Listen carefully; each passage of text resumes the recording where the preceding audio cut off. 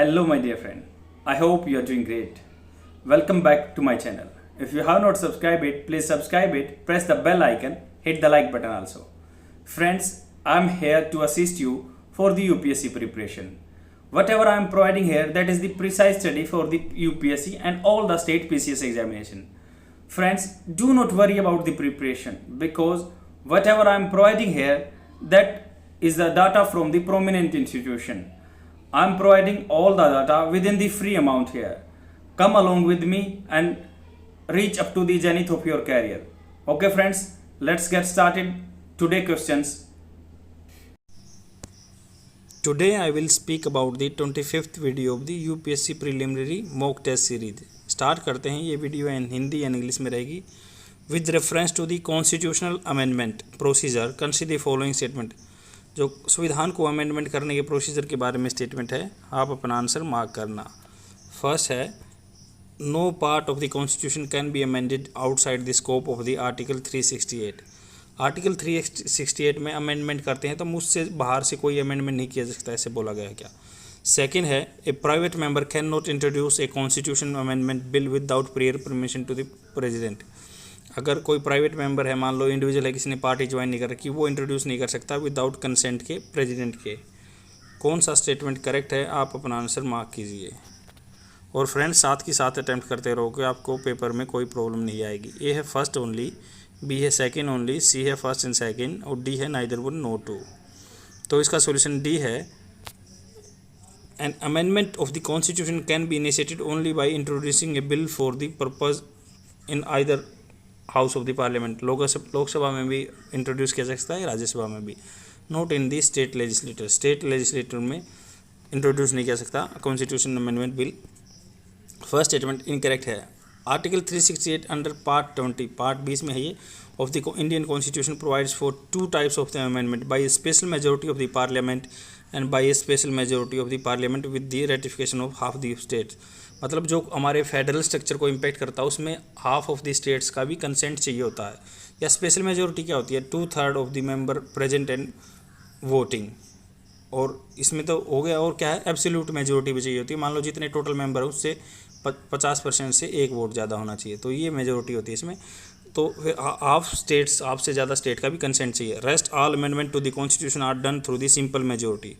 Simple majority के through article 368 के बाहर होता है. सिंपल मेजोरिटी के such as establishment of the new state with the fall outside the purview of the article 3. जैसे नई स्टेट एस्टैब्लिश करते हैं, जैसे आंध्र प्रदेश से तेलंगाना अलग किया, तो उसमें के लिए स्पेशल नहीं, सिंपल मेजोरिटी चाहिए जो कि आर्टिकल 368 के बाहर से है, इसलिए इनकरेक्ट है.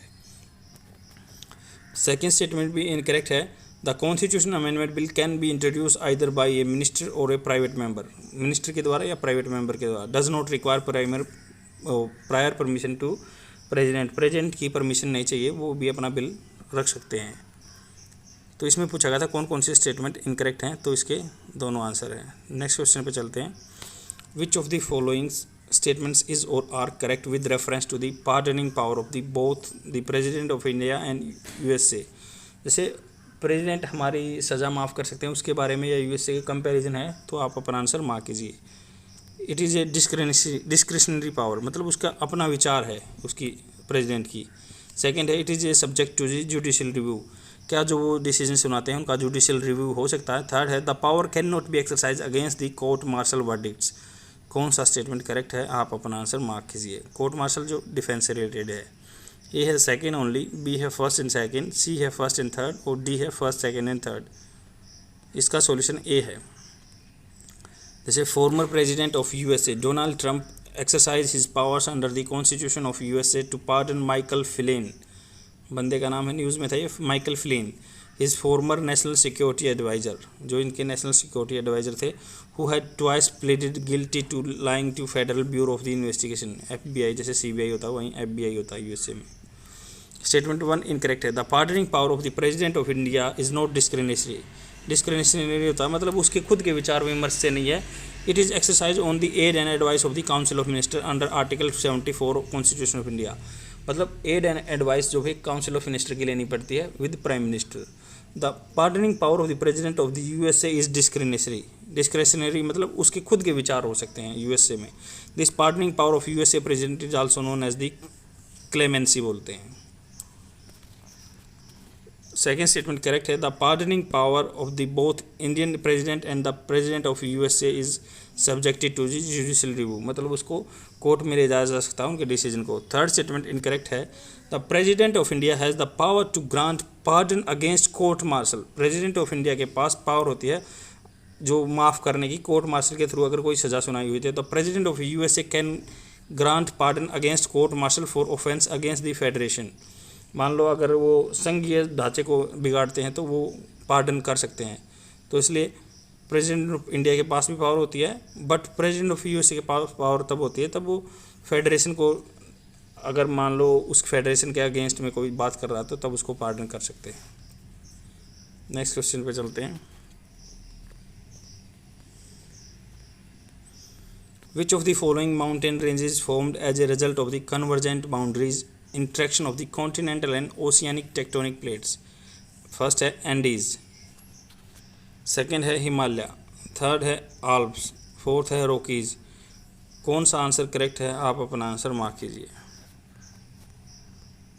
ए है फर्स्ट एंड सेकंड, बी है सेकंड एंड थर्ड, सी है थर्ड एंड फोर्थ और डी है फर्स्ट एंड फोर्थ। तो उसका डी आंसर करेक्ट है। According to the theory of the plate tectonics the surface of the earth is divided into major and minor tectonic plates. जो tectonics हैं surface of the earth को major and minor tectonic plate में बांटा गया है। These plates interact with each other at there boundaries. These interactions are classified as convergent boundary, divergent and transform boundary. Depending on the types of the plate undergoing convergence, convergent boundary interaction are classified ocean, जैसे ocean to ocean क्या होता है, convergent होता है, continent ocean का divergent ऐसे ही, and continent to continent convergence। different मतलब बोले गए हैं इनको।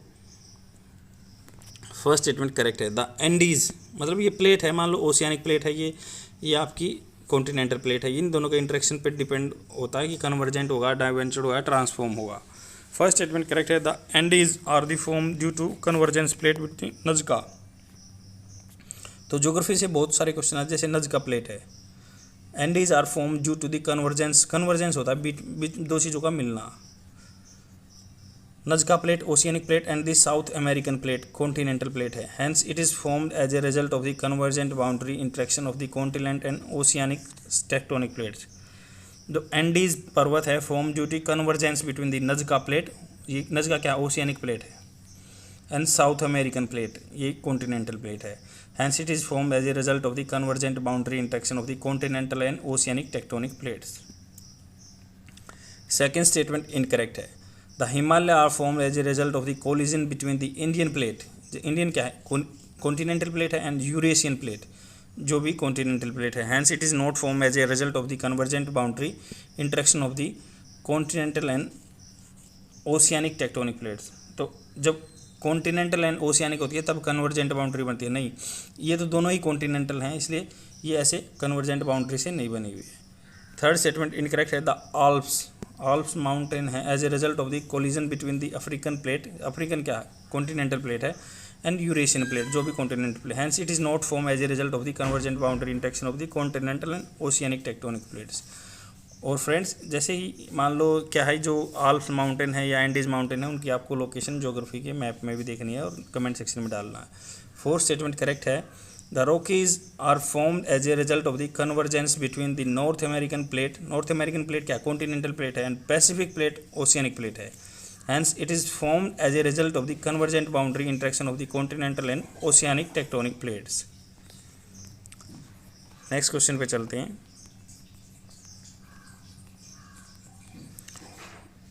Suppose a species is placed in the Appendix 1 of the Convention of the International Trade in Endangered Species of the Wild Fauna and Flora, जिस CITES बोलते हैं, Convention of the Endangered Species और Wild Flora and Fauna. Which of the following statements is correct in this regard? आप अपना answer mark कीजिए। A है the species has become extinct, अगर species extinct हो गया विलुप्त हो गया। बी है species had witness a remarkable recovery in the recent past.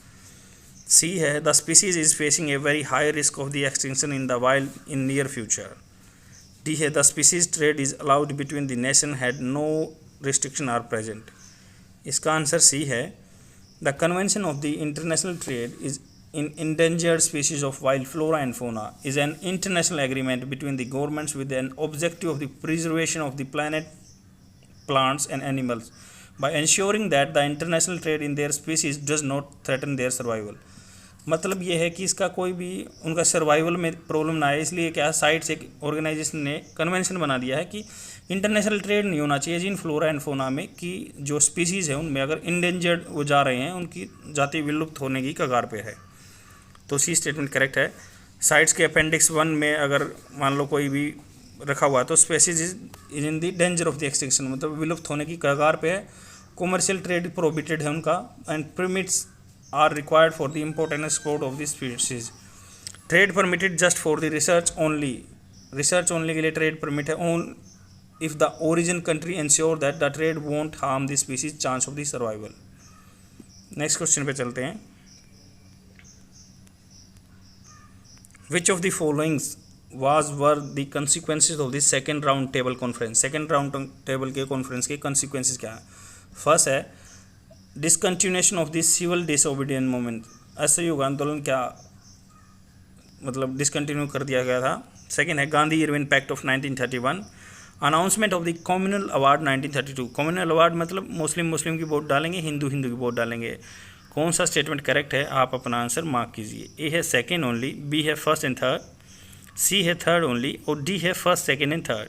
तो इसका सॉल्यूशन सी है, फर्स्ट स्टेटमेंट इनकरेक्ट है। After the signing of the Gandhi Irwin pact, Gandhi ji agreed to discontinue the civil disobedient movement and participate in the second round table conference. Hence discontinuation of the civil disobedient movement was not a consequences of the second round table, क्योंकि Gandhi Irwin pact का consequences था वो। Second statement incorrect है। Gandhi Irwin pact was signed before this second round table conference, इसलिए पहले किया गया था, इसलिए प्रीसिडेंस बोलेंगे पहले, in order of the chronological order में पहले आएगा गांधी इरविन पैक्ट, उसके बाद सेकेंड राउंड टेबल कॉन्फ्रेंस आएगी। 1931 में इरविन हुआ था, कॉन्फ्रेंस 32 में हुई थी। थर्ड स्टेटमेंट करेक्ट है। At the end of the conference Ramsay McDonald announce that communal award for the minority representation, मान लो जो माइनॉरिटी में रह रहे हैं बंदे कम हैं वो, तो उनको कम्युनल अवार्ड दिया गया। नेक्स्ट क्वेश्चन पे चलते हैं। If the government of India announce tax incentive, government of India अगर टैक्स इंसेंटिव अनाउंस करती है तो for any of the sector of the economy it would immediately lead to, क्या होगा उससे? Increase in the tax expenditure of the government, B है decrease in the capital receipt of the government, C है increase in revenue collection by the government, D है decrease in the tax expenditure of the government. कौन सा answer correct है, आप अपना answer mark कीजिए। इसका सॉल्यूशन ए है टैक्स एक्सपेंडिचर। क्या होता है टैक्स एक्सपेंडिचर? मान लो आपका जो टैक्स इकट्ठा करती है, कर इकट्ठा करती है government, refers to the opportunity cost of the taxing at concession rate, मतलब रेट को कम कर देंगे, कंसेशन दे देंगे। मान लो 18% टैक्स लग रहा है तो 15% दे दिया, कंसेशन दे दिया। और the opportunity cost of A given exemption deduction, जैसे अपॉर्चुनिटी कॉस्ट क्या है, मान लो कितना पैसा लग रहा है, अगर वो छोड़ रहे हैं, गिव अवे कर रहे हैं, अगर वो टैक्स को कम कर रहे हैं तो rebates and deferral credit etc to the tax payer. Tax expenditure indicates how much more revenue could have been collected by the government if such measures were not taken. अगर मान लो ये सब्सिडी नहीं दी होती तो कितना पैसा गवर्नमेंट इकट्ठा कर सकती थी, मतलब गवर्नमेंट को कितना लॉस हुआ इस जाने में। In other words it shows the extent of the indirect subsidy enjoyed by the tax pair in the country, so giving tax incentive will increase the tax expenditure by the government, hence option D is incorrect। B भी incorrect है। capital receipts of the government includes receipts due to disposal of the permanent assets।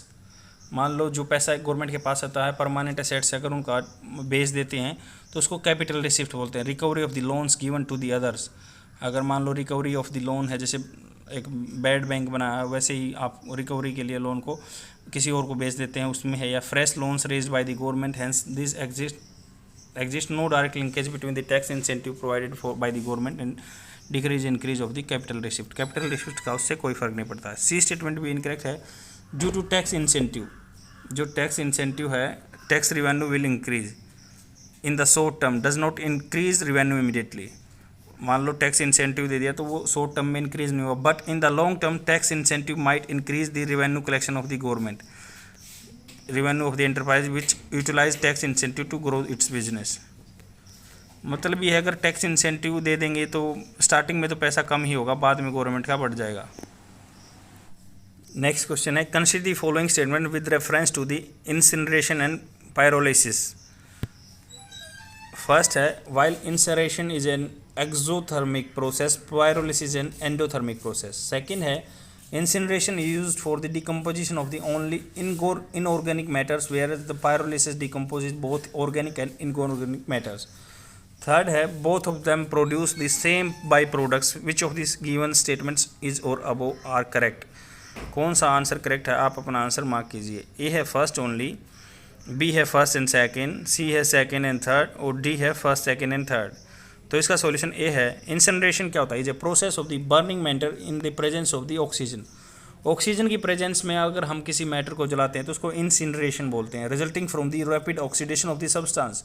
Pyrolysis refers to the process of the decomposing of the organic matter by heating it in the absence of the oxygen. Statement 1 correct है। Incineration generates large amount of heat.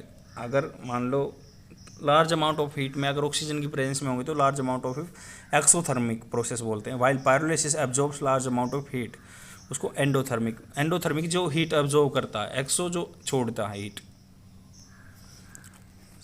Second statement incorrect है। Organic matter such as food waste, wood, sludge oil can also incinerated, hence incineration involves combustion of the organic substance. Third statement incorrect है। Incineration produce by product such as residual bottom ash, राख and fly ash from incombustion material, जो कम जले हुए हैं। Trace organic and inorganic compounds in exhaust gases. Pyrolysis produce solid charcoal and biochar liquid and non condensing gases. Next question पे चलते हैं। Consider the following pairs of the famous cave paintings in India and the states in which they are located. जैसे बादामी केव क्या कर्नाटका में है, second है सीतानवसल केव उत्तर प्रदेश में है, एलिफेंटा केव एमपी में है, जोगीमारा केव छत्तीसगढ़ में है। कौन सा करेक्ट मैच है, आप अपना आंसर मार्क कीजिए। ए है फर्स्ट एंड सेकंड, बी है सेकंड एंड थर्ड, सी है थर्ड एंड फोर्थ और डी है फर्स्ट एंड फोर्थ। तो इसका सॉल्यूशन डी है। फर्स्ट पेयर करेक्ट मैच है। बादामी केव लोकेटेड इन कर्नाटका। बादामी केव जो है कर्नाटका में लोकेटेड है, belong to the early Chalukya dynasty. One liner question आपका यहाँ से भी बन जाएगा कि बादामी केव कौन से डायनेस्टी से बिलोंग करती है? Chalukya dynasty. The painting in this caves are dedicated to the lord Shiva. Lord Shiva से बिलोंग्स करती हैं Badami cave. They have the earliest Brahmanical paintings known as far which belongs to the 6th century AD। Second statement incorrect match है। Sittanavasal caves are the rock-cut Jain temple near Pudukkottai, Tamil Nadu, belonging to the Pandyan period, 9th century. These caves paintings are dedicated to the Jain themes and symbolism. Jain theme से या symbolism से belong करती है। सीतावनसल केव हैं और ये कहाँ पे? पुदुकोई तमिलनाडु में मिलती हैं। सीतावनसल 9th century में पांड्यन पीरियड में बनी हुई थी। थर्ड स्टेटमेंट इनकरेक्ट है। जो एलिफेंट है या घरापुरी, सेकेंड नेम है इसका, एलिफेंटा केव या Gharapuri cave are located in the state of the Maharashtra. This cave होता है गुफा। The cave consist of the Hindu temple and Buddhist stupa. Fourth statement correct method. Jogimara cave situated at Amarkantak near origin of the Narmada in Chhattisgarh. Jogimara cave हैं जो छत्तीसगढ़ में है। They have been dated from the 300 BC to 1000 BC। They are considered to be a pre Buddhist painting. Next question पे चलते हैं। With reference to the Shanghai cooperation Organization recently in the news, consider the following statement. First है it is a permanent intergovernmental organization. Second है its headquarters is based in Shanghai. Third है India and Pakistan are observer nation of this organization. कौन सा statement correct है, आप अपना answer mark कीजिए। A है फर्स्ट ओनली, बी है फर्स्ट एंड सेकेंड, सी है थर्ड ओनली, डी है फर्स्ट सेकेंड एंड थर्ड। तो इसका सॉल्यूशन ए है। 20th समिट है जो of the Shanghai cooperation organisation council of heads of the state was held in the November 2020। जो 20वीं summit हुई थी शंघाई कोऑपरेशन ऑर्गेनाइजेशन की, council of the heads of the state was held in the November 2020। The meetings were chaired by the president of the Russian federation. This was the first SCO summit held in the virtual format. Virtual format में पहली summit हुई थी ये। 20वीं summit थी Shanghai cooperation organisation की नवंबर में हुई थी 2020 में, रशियन फेडरेशन ने हेड की थी। फर्स्ट स्टेटमेंट करेक्ट है, it is a permanent inter governmental organisation. Second statement incorrect है, SCO headquarter is based in Beijing में है, where its secretariat is located in SCO secretariat is the permanent executive of the SCO। तो इसका permanent secretariat है, सचिवालय है, और इसका परमानेंट एग्जीक्यूटिव हेड भी है। The creation of the SCO was announce in the Shanghai 2001 में बना था ये। थर्ड स्टेटमेंट इनकरेक्ट है, India and Pakistan have been given full membership in June 2017, before this both nation have observer status था। India and Pakistan से combine join किया था। Additional information क्या है, SCO had 8 member states, India, Kazakhstan, China, Kyrgyzstan republic है, Pakistan, Russia, Tajikistan, Uzbekistan. 4 observer states हैं, Afghanistan, Belarus, Iran, Mongolia.